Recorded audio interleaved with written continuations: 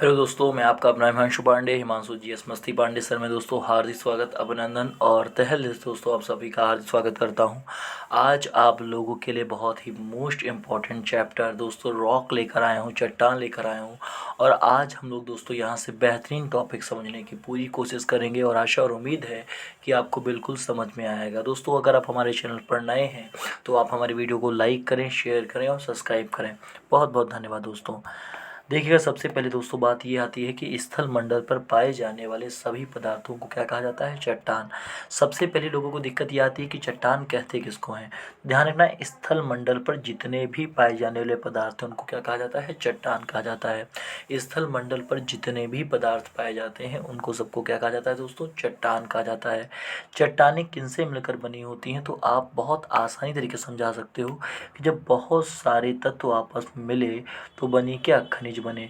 और जब बहुत सारे आपस में खनिज मिलकर बन गए तो क्या बना? ये चट्टान बना। जब बहुत सारी चट्टानें आपस में मिलकर बनी तो वही कहलाया क्या? स्थल मंडल। तो बहुत ही इसका सिंपल सा कॉन्सेप्ट है दोस्तों, बहुत ही सिंपल कॉन्सेप्ट है कि जब बहुत सारे तत्व आपस में मिलकर बने तो उन्होंने बनाया खनिज। और जब बहुत सारे आपस में खनिज मिलकर बने तो उनसे बनी चट्टान। और जब बहुत सारी चट्टानें आपस में मिलकर बनी तो वह कहलाया दोस्तों क्या? स्थल मंडल। चलिए दोस्तों, तो हमें यहाँ से एक कॉन्सेप्ट क्लियर हो गया कि यानी स्थल मंडल पर जितने भी पदार्थ ठोस मात्रा में पाए जाते हैं वो सारे के सारे क्या हैं दोस्तों? चट्टान कहलाते हैं। और चट्टान किनसे मिलकर बनी? तो आप कहोगे सर पहले बहुत सारे तत्व मिले, तत्वों से मिलकर खनिज बना और खनिज से मिलकर चट्टानें बनी और चट्टानें ही मिलकर क्या बना दी? स्थल मंडल का निर्माण कर दिया दोस्तों। चलिए आगे बढ़ते हैं। अगला कॉन्सेप्ट बहुत ही इजी कॉन्सेप्ट है। देखिए दोस्तों, कह रहा है चट्टानें कैसे बनती हैं। तो सबसे आसान सा कॉन्सेप्ट है कि जब ज्वालामुखी है और ज्वालामुखी से लावा मैग्मा बाहर निकलता है और जब ये ठंडा हो जाता है तो यही बन जाता है क्या? आग्नेय चट्टान बन जाता है। कहीं और से आग्नेय चट्टानें थोड़ी ना बनती हैं। ध्यान रखना कि जैसे ज्वालामुखी था, मैग्मा बाहर निकला और मैग्मा बाहर निकल कर यहाँ पर जम गया, यही आग्नेय हो गया। थोड़ी देर के बाद में इसमें क्या हुआ? ये पत्थर आपस में टकराकर छोटे छोटे टुकड़ों में टूट गए। इन्हें क्या हमने कह दिया? अवसादी चट्टानें कह दी। और जब यही छोटी छोटी चट्टानें आपस में टूटी हैं तब दाब और ताप के कारण तो इन्हें हमने क्या दे दिया नाम? रूपांतरित चट्टान दे दिया।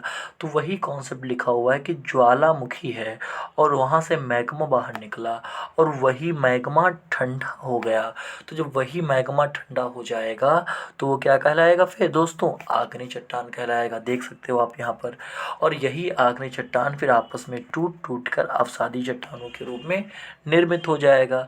और जब इस पर दाब और ताप का प्रभाव पड़ेगा तो ये टूट टूट कर फिर किस में चुन जाएगा? तो आप कहोगे जब दाब और ताप का इस पर प्रभाव पड़ेगा तो ये टूट टूट कर फिर रूपांतरित चट्टान में निर्मित हो जाएगा। यानी कि सिंपल सा कॉन्सेप्ट था कि ज्वालामुखी से जब मैग्मा निकलेगा तो वही मैग्मा ठंडा होगा और ठंडे होने के बाद में आग्नेय चट्टान बनेगी और आग्नेय चट्टान में टूटने के बाद यह अवसादी चट्टान बनेगी।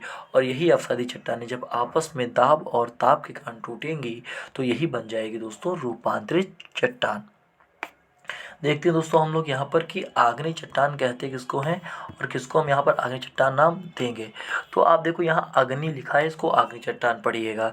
लिखा है मैग्मा से निर्मित होती है और आग से निर्मित होती है। दोस्तों चाहे कुछ भी कहो, मैग्मा का सबसे हाईएस्ट टेम्परेचर होता है, सबसे ज़्यादा तापमान होता है, तो ये आग से ही निर्मित होती है। और इनका तापमान इतना अधिक होता है इसलिए इसमें किसी भी प्रकार के सड़े गले पदार्थ नहीं पाए जाते। तो ध्यान रखना दोस्तों, इसमें बहुत सारे सड़े गले पदार्थ नहीं पाए जाते क्योंकि सबसे खास बात यही होती है कि इनका तापमान सबसे अधिक होता है, इनका तापमान सबसे ज़्यादा होता है। यानी इसमें कोई भी जीवाश्म नहीं पाया जाता है।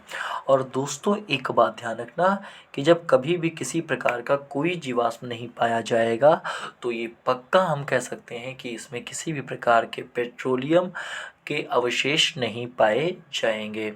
अर्थात हमने जाना कि आग्नेय चट्टान आग से निर्मित होती है और इसका तापमान सबसे ज़्यादा होता है, इसलिए इसमें सड़े गले पदार्थ नहीं पाए जाते, यानी इसमें कोई जीवाश्म नहीं पाया जाता है। चलिए दोस्तों आगे बढ़ते हैं। अगला देखो, सेम टू सेम वही बात यहाँ पर दे दी है इन्होंने कि सेम टू सेम बात यहाँ पर लिखा हुआ है। देखो लिखा हुआ है कि पेट्रोलियम बिल्कुल भी नहीं पाया जाएगा। मैंने कहा था कि जिसमें जीवाश्म नहीं पाया जाएगा उसमें पेट्रोलियम बिल्कुल भी नहीं पाया जाएगा। इसमें धातुएं पाई जाती हैं। इसमें क्या पाई जाती हैं? इसमें धातुएं पाई जाती हैं। इस प्रकार को आप बिल्कुल बात ध्यान रखना। पूछा जाता है कि धातुएं किस चट्टान में पाई जाती हैं, तो आप कहोगे धातुएं आग्नेय चट्टान में पाई जाती हैं। और आग्नेय चट्टान दो प्रकार की होती हैं। अब सोच रहे होगे सर क्या आग्नेय चट्टान भी दो प्रकार की होती? तो हाँ, आग्नेय चट्टान भी दो प्रकार की होती हैं।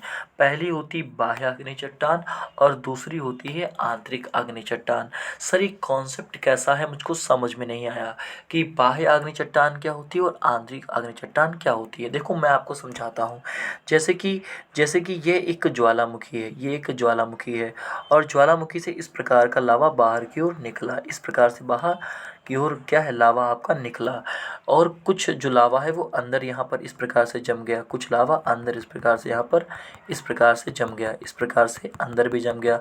अब पूरा लावा तो बाहर मैग्मा निकलेगा नहीं, कुछ अंदर भी जमेगा। तो दोस्तों एक बात ध्यान रखना कि जो मैग्मा बाहर की ओर जमा है उसे हम कहते हैं क्या? उसे हम कहते हैं बाह्य आग्नेय चट्टान। और जो मैग्मा अंदर की ओर जमा है उसे हम क्या कहते हैं? आंतरिक आग्नेय चट्टान। तो ध्यान रखना इसे ही बोलते हैं। जब मैग्मा बाहर की ओर निकलेगा तो पूरा मैग्मा तो नहीं बाहर निकल जाएगा, तो जो मैग्मा बाहर की ओर निकला है उसे कहोगे बाह्य आग्नेय चट्टान, और जो मैग्मा अंदर की ओर जम गया उसे कहोगे आंतरिक आग्नेय चट्टान। क्योंकि यहाँ से क्वेश्चंस बहुत सारे बनते हैं। आइए दोस्तों अगला देखते हैं। अगला क्या है? देखो लिखा हुआ है कि ये बाह्य आग्नेय चट्टान के बारे में बता रहा है। कह रहा है कि बेसाल्ट इसी का उदाहरण है।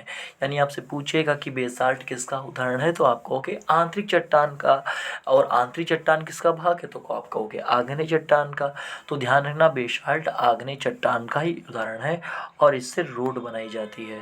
दूसरा है आंतरिक आग्नेय चट्टान। तो जो आंतरिक आग्नेय चट्टान मैंने आपसे कहा था कि जो ज्वालामुखी के अंदर पार्ट उसके रह जाते हैं, अवशेष अंदर रह जाते हैं, उसे आंतरिक आग्नेय चट्टान कहा जाता है। जैसे एक ऑप्शन हो गया ग्रेनाइट। ये कई बार पेपर में उसने पूछा है ग्रेनाइट के बारे में, तो आप ध्यान रखना वेरी वेरी मोस्ट इम्पोर्टेंट है। एक हो गया ग्रेनाइट और एक हो गया डोलेराइट और एक हो गया डायोराइट। तो ग्रेनाइट हो गया, डोलेराइट हो गया और डायोराइट हो गया, ये सारे के सारे आंतरिक आग्नेय चट्टान के उदाहरण हैं। चलिए दोस्तों आगे बढ़ते हैं। अगला देखिएगा दोस्तों, लिखा है अवसादी चट्टान। अब ये अवसादी चट्टान क्या होती है? देखो लिखा हुआ है कि आग्नेय चट्टान के अपक्षय और अपरदन से।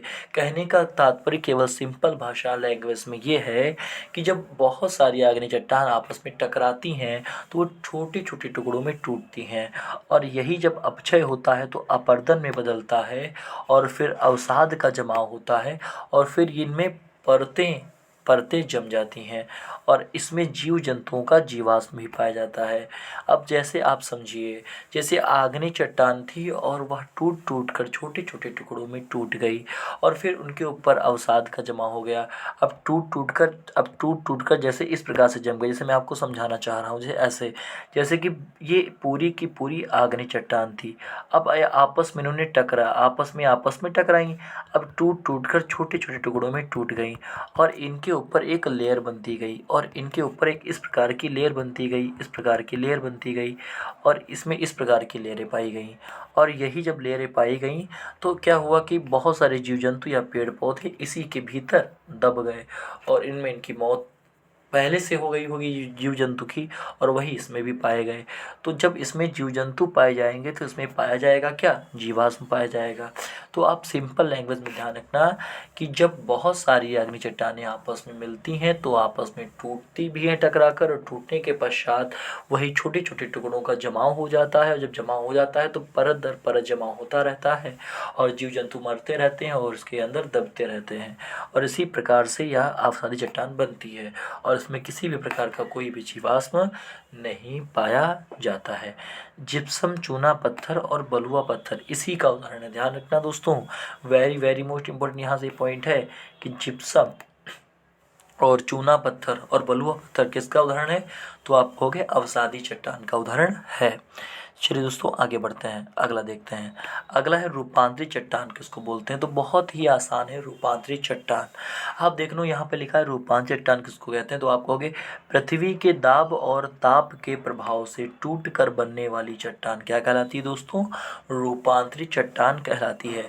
यानी हम कह सकते हैं जब बहुत सारी अवसादी चट्टानें आपस में टकराती हैं और फिर उसमें पृथ्वी का ताप लगता है और दाब लगता है, उसके प्रभाव से जो चट्टान बनती है उसको क्या कहते हैं, उसको रूपांतरित चट्टान कहते हैं।